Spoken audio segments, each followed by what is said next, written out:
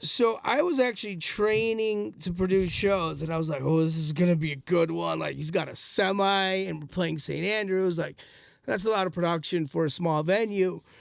And I was, I was an Everlast fan, and this was before I was D12's road manager, and I knew there was this, some shit talking between M and Everlast. However, Had the diss tracks released at that point yet? yeah. Okay, Yeah. so it was I was already like, out this there? is going to be interesting, but I didn't know what I know now, or I wasn't that like tapped in, I was still training to produce shows. And the crazy thing is before whoever came in, these goons came in and tore up the show. I don't know. I heard it was tricking them, but I don't know. I can't confirm or deny. But but Everlast was talking shit. Like, hey, that little bitch Eminem, if somebody wants to tell me where his mom's house is, I'll tell her that her son's a punk bitch, blah, blah, blah. And if somebody's got something to say it. And like everybody in the crowd was kind of like, it was an Everlast crowd. It wasn't like a tough crowd or anything. And then he was like, I didn't think so. Let's get back to some good music. Well, not knowing, but there were a whole bunch of goons piling up outside. They had no idea what just had happened. But just the irony of the timing. I mean, maybe a minute later, it was like the front doors like just kicked open and football team with weapons. Like it was, Wow. Like Everlast locked himself in the beer cooler. I mean, there were several Oh my God. hospital trips. Unfortunately, some of the staff, got in the way. So Everlast just thought he could go on stage and bash Eminem in Detroit. At St. Andrews. But it was funny because the semi truck driver, going back to I ran into him at the NSYNC show, and he was like, "Hey, Mikey, you remember me? I was doing the Everlast tour." I was like, "Oh yeah." He goes, "I'll tell you what, that boy Erik, he didn't say one more thing about that Slim Shady. Not one more thing. That whole tour. Now, one more thing about him, but they, Em and Everlast, I think Be Real helped squash that. They did. Oh, I never found like the ending to that tale. Yeah, I don't know the exact, what, how it transpired or whatever, but I mean, look. All I remember is that Hit 'Em Up track dropped by Eminem. Yeah. And he was literally like, if you see him, punch him, hit him, tell him he's a Yeah. Like, it was just like, he stopped rapping at one point and just told everybody like, this guy up if you see him. And then Everlast's response was just garbage, like hot garbage. Did he even respond? Yeah, he had a song. Oh, he did? Yeah, it was trash. But I never knew the conclusion to it. I was like, are they still not cool? I know Be Real had something to do with helping that. So we did D12's album release. Was it Devil's Night? Devil's Night. Yeah. And which I mean, I'm a huge Eminem fan, like this is dope. I'm a fan of rap. So after the show, I was like, hey. Oh, he wants you to straighten your mic out a little bit. Can you turn it toward you? Yep, there you go. Yep. Yeah.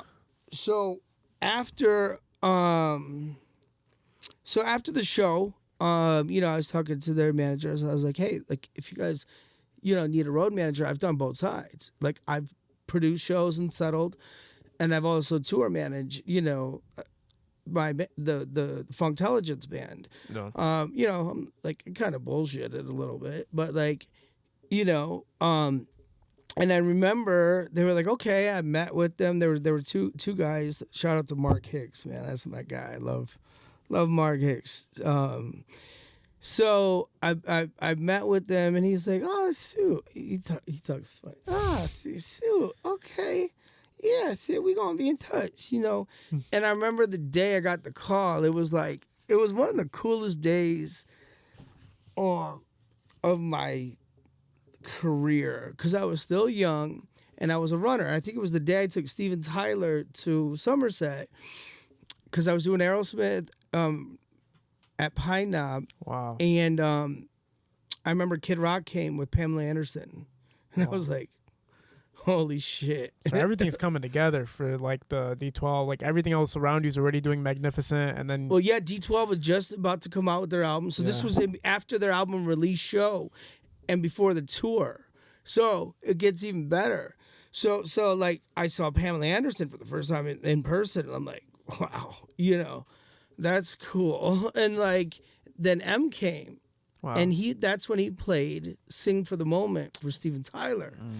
Got his blessing, and then Kid Rock. There's some other things I'll leave out, but Kid Rock ended up doing "Walk This Way" with Aerosmith. But I got the call saying, "Hey, you're going on tour. We're gonna take you out." We negotiated my rate.